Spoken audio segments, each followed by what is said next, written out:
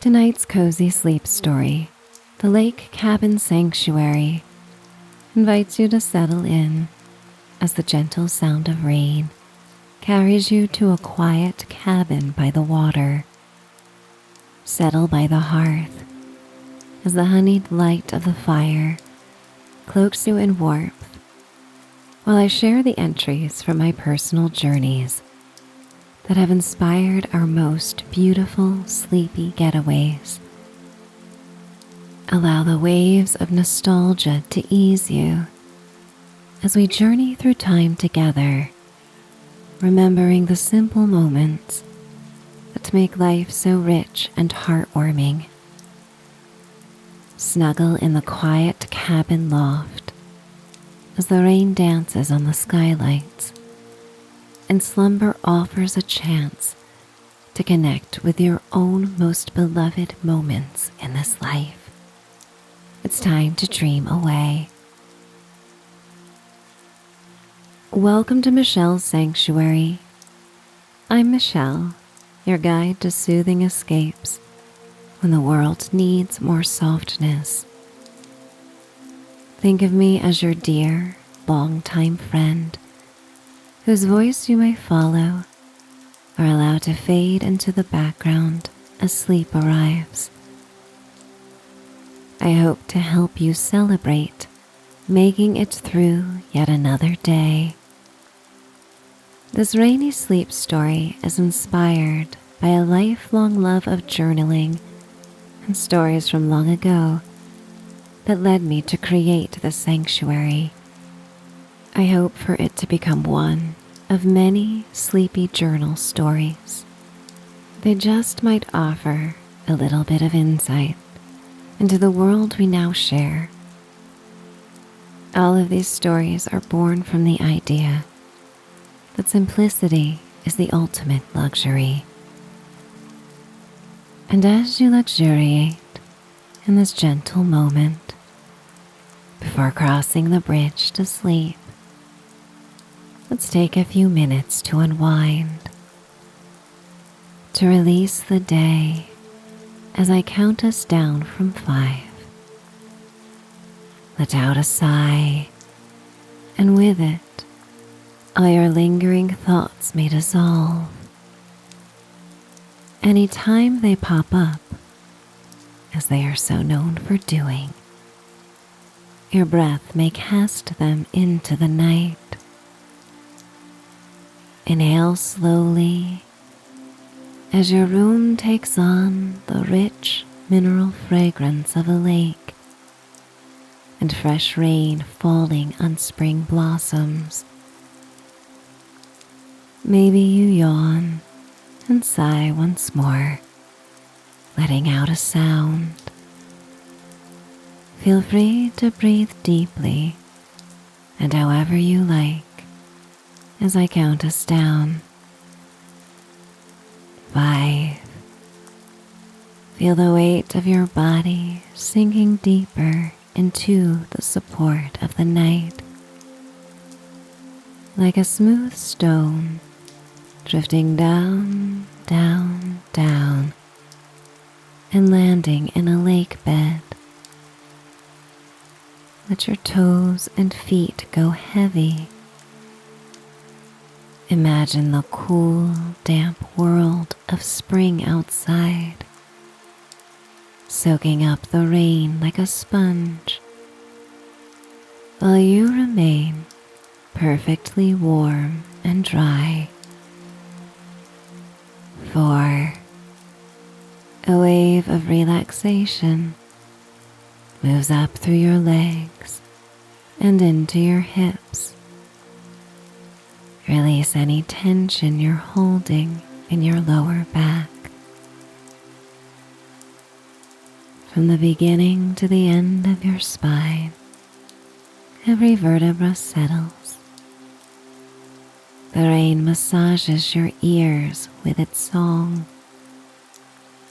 the gentle pulses traveling throughout you, giving you an invitation to find more release, washing everything away with a spring cleanse. 3. Your shoulders drop away from your ears. Your arms feel heavy and supported. Softly inhale the cool night air, the scent of lush grass and crushed wet cherry blossoms, becoming a healing promise of new beginnings. 2. The muscles in your neck and jaw let go. A softness like the wax of candles arranged on a cabin hearth. Your tongue rests easily. Your breath guides you through the night with the effortlessness of the sighing wind that welcomes the new buds on the trees. 1. Your forehead smooths out. The space between your eyes grows dark and quiet. And from the crown of your head to the soles of your feet, you are contained in a vessel of peace. Just as the cabin awaits to be a vessel of hope on the stormy night. It's time for the story to begin. A cabin by the lake has long been my dream escape as an adult. Something held in the back of my mind and inspired by my own later childhood days, growing up in a charming lakeside community developed in the 1970s. My family home was a modest raised ranch, a cookie-cutter design with low ceilings and cream-hued walls. But our family friends were right on the water, with a 3-story log cabin and private beach.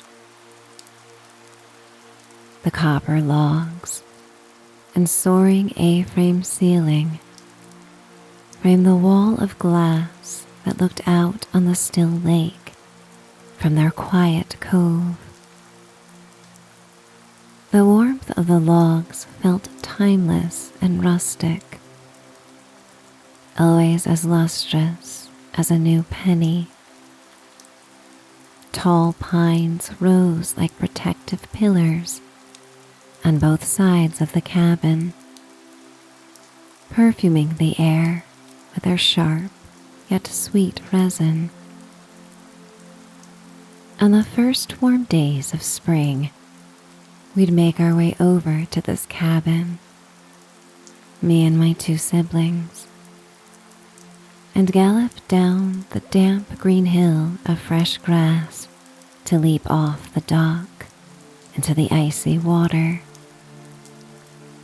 But even as our lips turned blue and cold shivers made our words impossible to understand by the adults, we would beg for another minute of floating beneath the twilit skies. Some summer nights, I'd sleep over in the loft, drifting into the deepest sleep, feeling like a bird nesting in the top of the towering pines that surrounded the cabin. Come morning, my heart would swell with the promise of new adventures as I looked over the railing and witnessed the white gold sun pouring through the windows and reflecting like a million diamonds on the lake. The smells of breakfast would waft up into the highest rafters, and like a little spy, I could watch life unfold below me, knowing a cold glass of orange juice was waiting whenever I decided to descend the stairs. It's quite funny how nostalgia works. These memories meet me with loving details. When back then, my skinny young arms would glide through the lake with pure ambition and drive to one day begin life anew in New York City. It was a far more powerful yearning than the gentle wave of longing I sometimes feel for that lake cabin.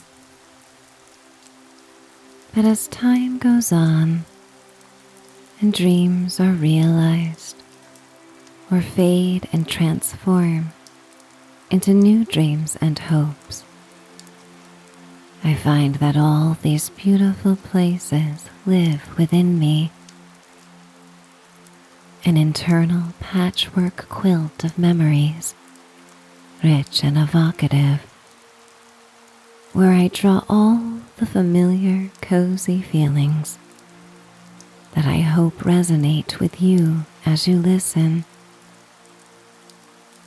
My wish is that they tie us together with an unbreakable thread of hope and understanding, that this beauty is always within reach. The deep wells of connection and love are always there, waiting for us to take a dip into their abundant healing and reminders of how the simplest moments can create the most captivating memories. I invite you to come along with me to this lake cabin sanctuary, perhaps someplace in the future, a time when all things have settled and we come back to a sense of profound unity and understanding of how lucky we are for all the abundance of this era. Dreaming is a form of planning, you see. And if we dream it together, it's sure to be waiting for us somewhere in the near future. The sky is a deep plum gray as a steady sheet of rain falls on the stony path to my front door. Antique glass lanterns flicker from the cast iron sconces that frame the front door, painted a glossy crimson shade. Raindrops land on the tall blades of emerald grass, which seem to grow without restraint this time of year, but their lush hue and promise of more warm days to come make me less inclined to trim them down just yet.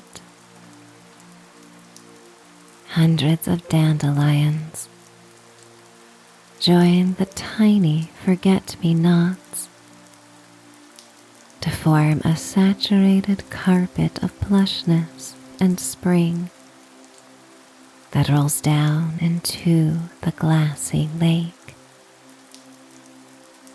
Tonight the lake is a moody mirror, receiving the rain's persistent patter, merging with an ease that instills a sense of our own fluidity. Beneath an oversized umbrella, You travel with a small personal bag of belongings. Although the cabin is quite abundant with necessities and toiletries, should you need anything during this visit. Within the cabin, my long-haired Chihuahua Ike is curled up in his bed by the hearth, and he stirs from his sleep to greet you. The scampering and clicking of his tiny feet across the hardwood floors may be heard from the other side of the threshold, and his welcome barks preempt your chance to knock. He's a good guardian, no matter where we go, from the heart of Manhattan to a farmhouse in a remote area beneath the stars, from a seaside motel to this cabin by the lake.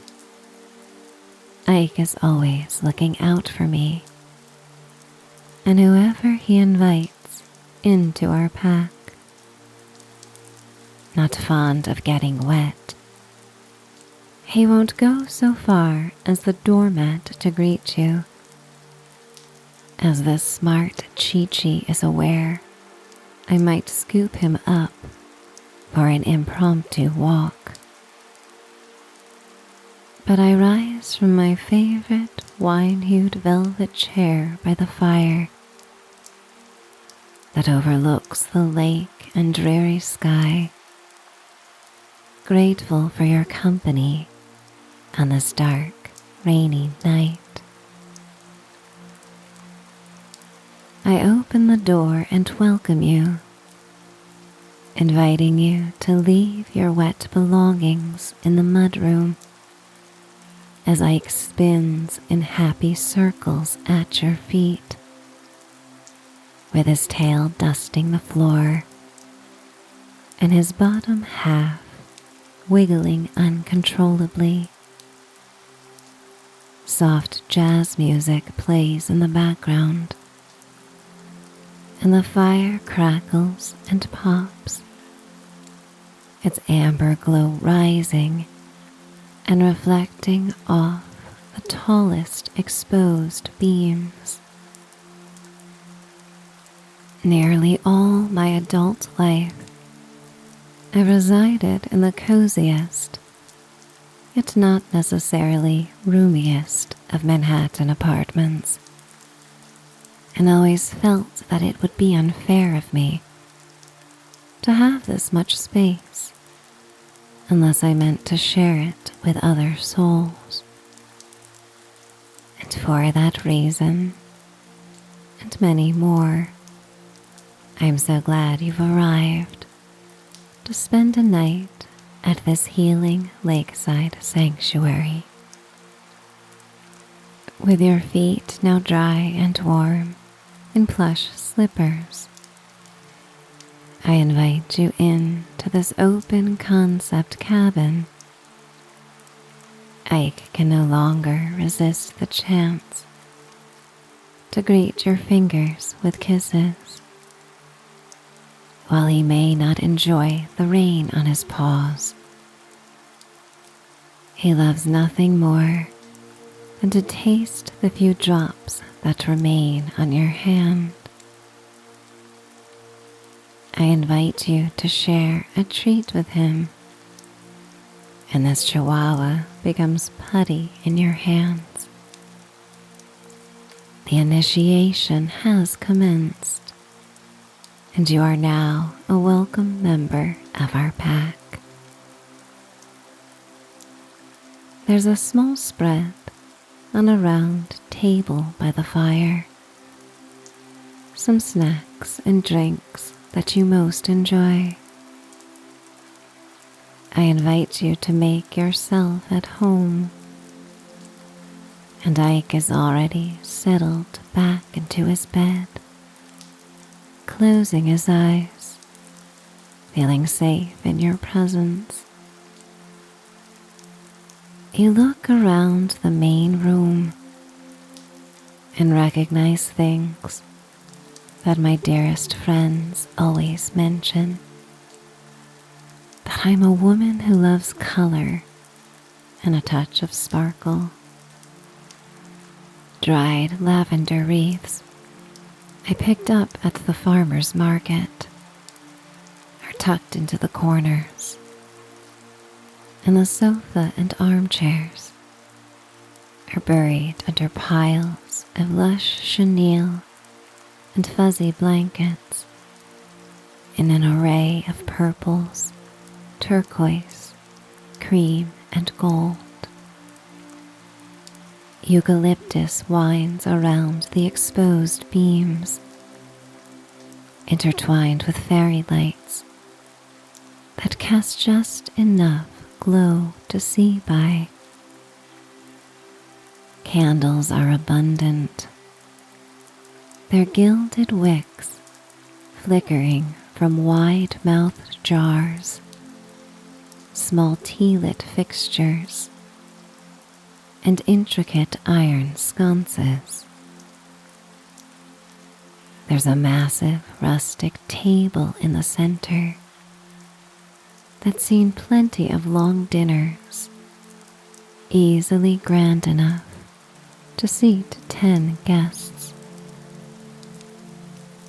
A wide, winding staircase leads to the loft, where the guest bedroom waits for you whenever you wish to unwind.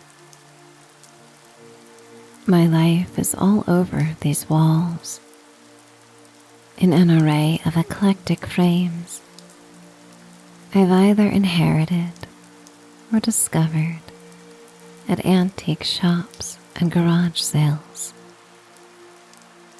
They draw you in, and you find an image of me performing my first show at the bitter end in my early 20s, dressed in purple and singing a torch song about some neglectful older beau who was raised with a silver spoon and could never really relate to my early meager days.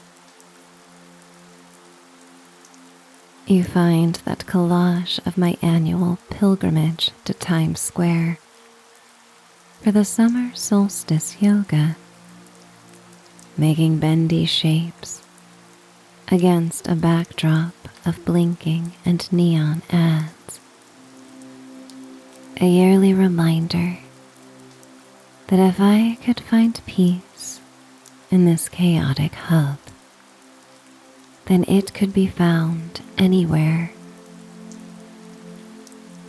A collection of photos throughout the decades captures me with my chihuahuas sprinting down beaches at sunset,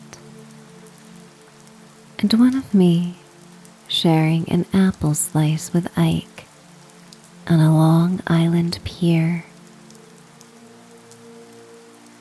You see the memory of me on a junk boat cruise, peering out at the limestone karsts of Ha Long Bay, a trip to Vietnam I'd yearned to take since I was 10. And then your eyes catch one of me and my 4 nieces and 2 nephews.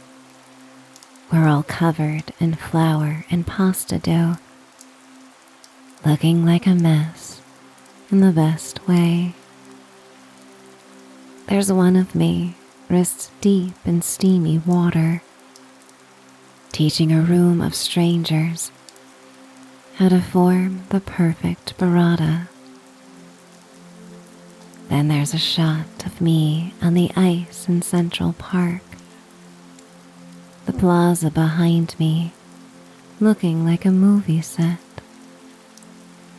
On a rare, quiet evening that I had the rink nearly to myself.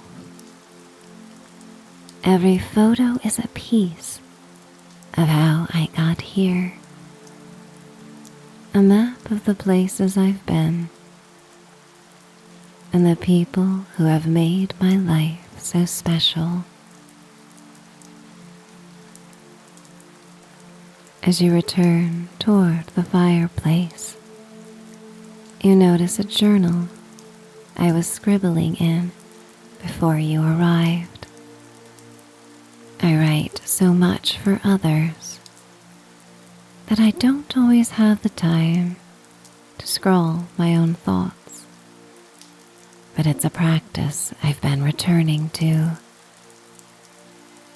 Just beyond, you see a shelf of all my journals through the years, some still empty. There's no gift I've received more often than a new journal from a loved one traveling the world or meandering through a local bookshop with me in mind. You settle into the chair, and I invite you to all the snacks and drinks you desire as I rise, grabbing a small slice of a jazz apple to nosh on myself.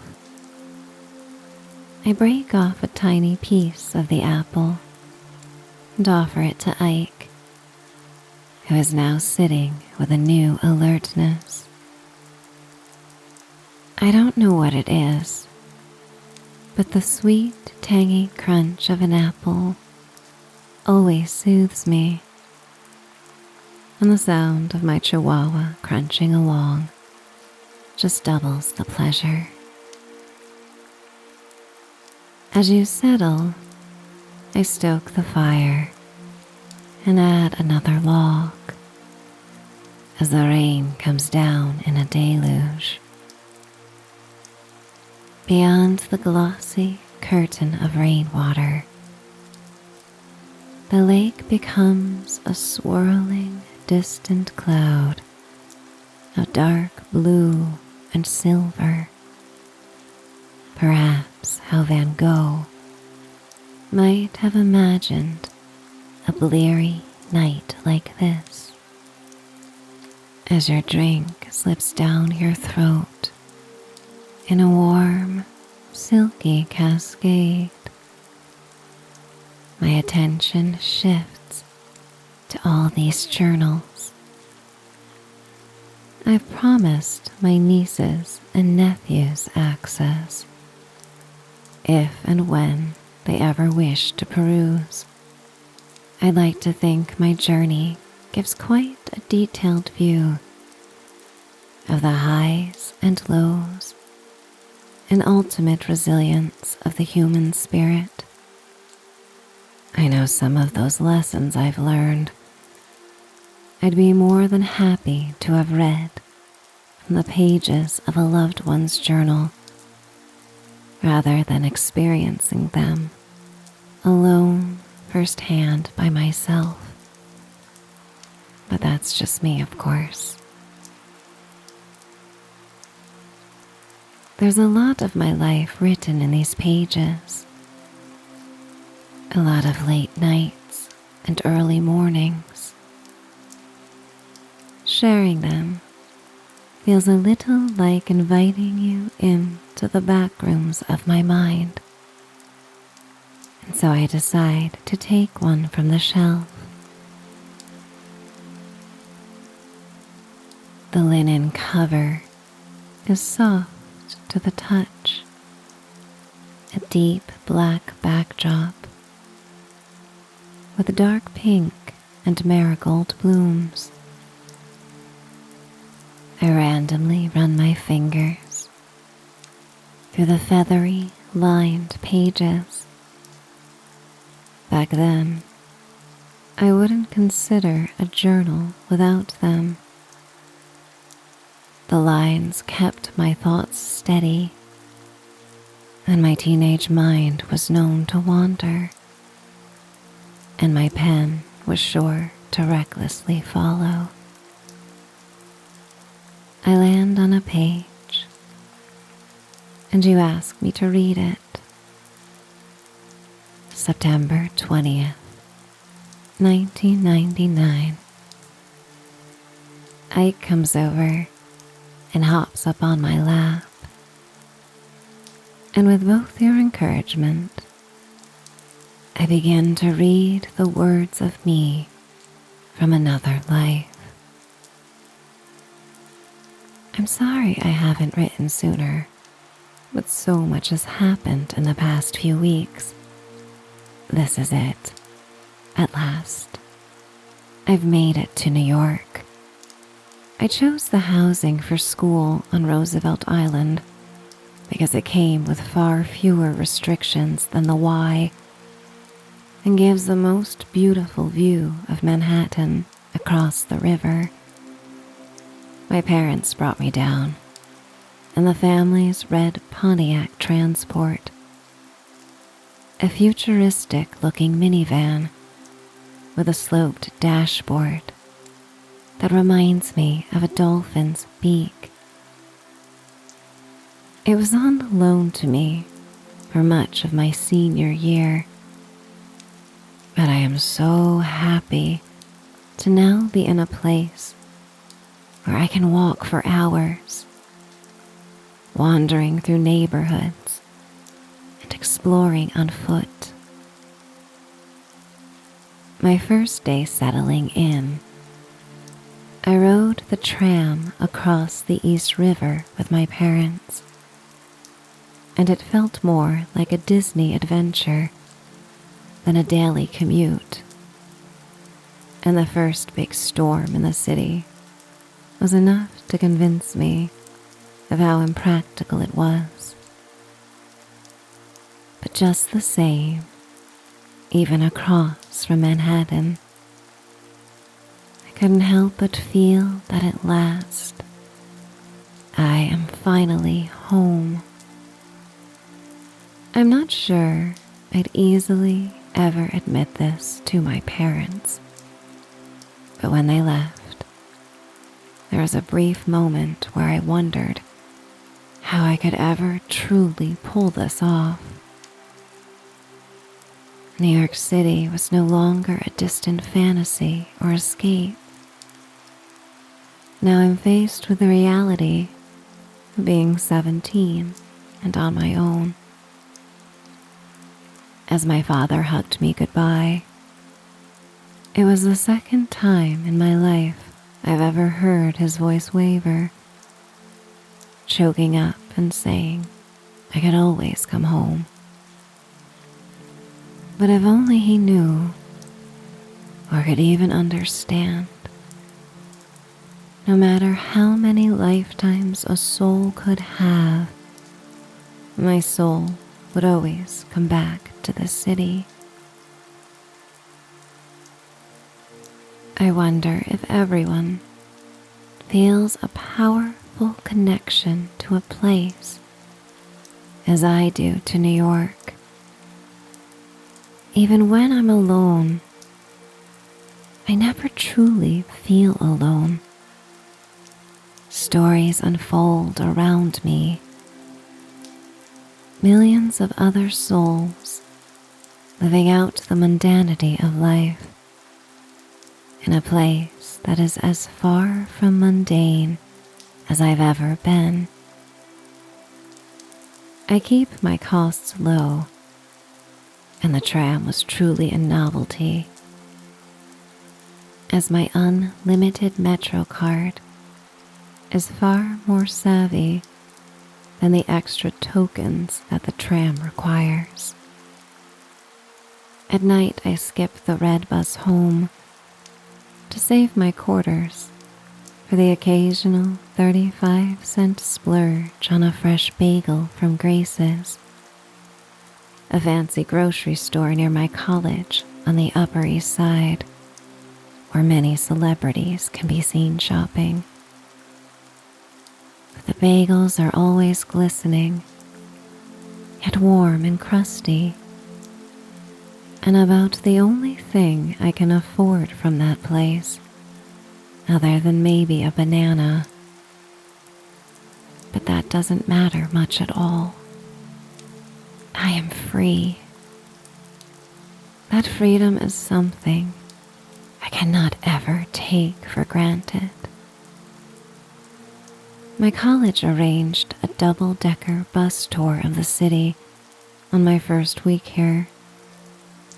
I settled on the top deck at sunset as the red bus slowly made its way down through the neon lights of Times Square. The tour guide, who is also an actor, invited us all to look at the masses below, explaining how there's a moment when all new city transplants arrive and everything shifts. The way they move and navigate the concrete canyons with confidence and an unblinking gaze, weaving with efficiency, immune to the chaos, yet unafraid to share a knowing glance every now and then. The guide spoke of when he had at last blended in, finding his rhythm here. For some, he said, it could take a few months, or maybe even a few years. But as he said this, I knew that it would happen for me. The girl whose bedroom was plastered with postcards of the city skyline, from magenta sunsets to the deepest blues of nightfall.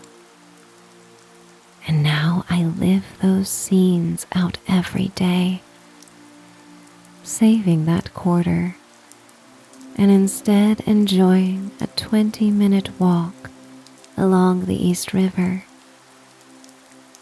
taking in the city lights of my new home as the river splashes the rocks below, doubling their beauty.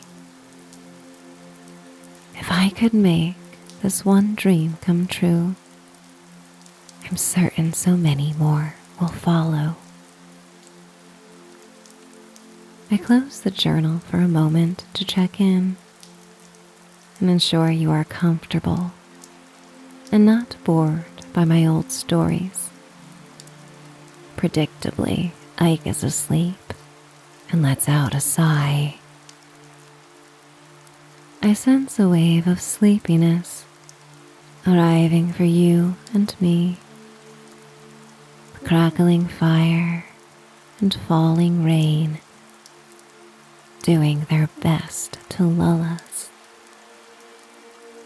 But you ask for one more passage, and so I flip through the soft pages once more and land on the day, March 19th, 2000.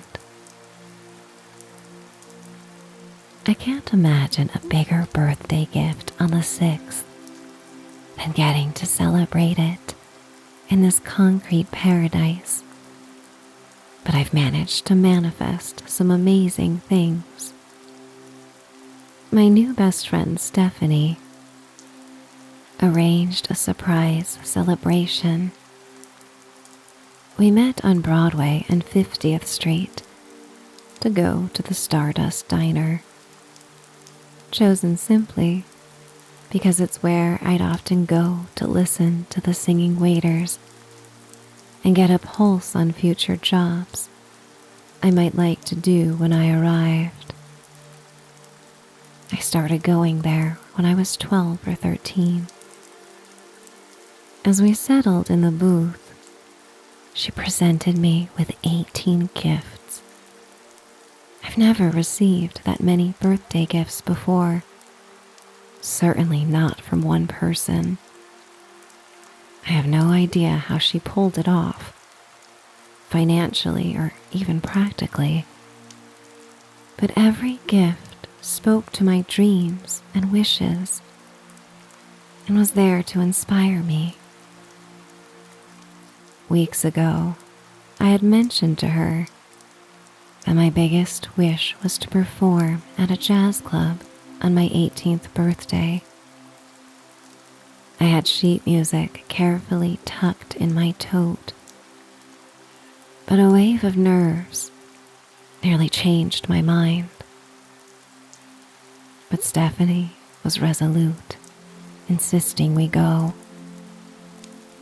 And as we arrived at the open mic of a nearby club on 54th Street, she sat in the front row. The hosts, an older married couple that could have been clones for Steve and Edie, were warm and encouraging as they took the stage and invited me up. I handed my sheet music to the pianist. I gave a few instructions and took the small stage, forgetting to repeat a verse, but surprisingly and effortlessly I recovered as I finished. Human spirits need to be leavened by a little levity, so take those blues and bounce them off the walls. Keep your humor, please, 'cause don't you know it's times like these that laughter matters most of all. Hearing my voice throughout the club was something I've never experienced before. The dark, cavernous space felt intimate and safe, and there was Stephanie in the front row, cheering me on. A soul sister who, above all else, like me, felt that nothing in life was more important than following a dream. I close the journal. The snap of the cover is quiet, marking the end of the reading. The fire in the hearth has settled to a soft, steady pulse of burning embers, and the rain outside continues with its endless rhythmic patter against the glass and log cabin walls. I stand up and help gather your bag, motioning for you to follow me toward the stairs. I'll lead you to your room, I say softly. We make our way across the creaking hardwood floor, the space feeling vast and shadow-drenched in the low light. Ike trots ahead, his little paws clicking against the wood as he guides us to the base of the stairs, pausing only to make sure you're following before he leads the way up into the loft. Once we reach the top, the space is airy and quiet. I set your bag down on a wooden hope chest at the foot of the bed. The room smells of dried lavender, cedar, and fresh rain. A quiet ceiling fan circulates the cool night air. As I turn to head back downstairs, Ike trots over to me, giving you one last glance before he turns to follow behind. As I descend, I dim the lights for the night, leaving you in the soft, private stillness of the suite. Alone in the cozy loft, you notice the hues and fabrics soothe you perfectly as you prepare for sleep. Once you're done with your bedtime ritual, you slip beneath the weight of the quilt, feeling its heavy, comforting warmth press against you, holding you steady as a sleepy headiness arrives. The rain is a constant, soothing percussion against the skylights above, and everything winds down as you get lost in the sleepy rhythm of the rain, feeling as safe as a human ever can within these cabin walls. The simple pleasures feel profound as you drift into the softness. And as you approach the delicate space between wakefulness and slumber, you remember the dreams you've dreamt for yourself. The quiet, soft moments feel richer than you may have ever imagined. And in this private nook, the world outside has entirely fallen away, replaced by the deep, hushed peace of this lake sanctuary.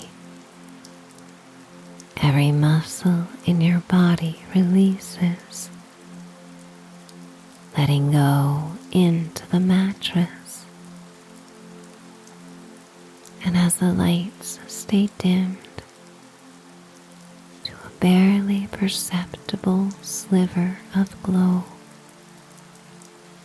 you begin to drift, connecting with your own dreams, safe and settled,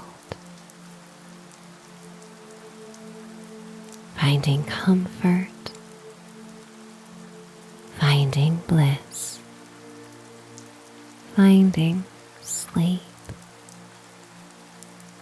It's time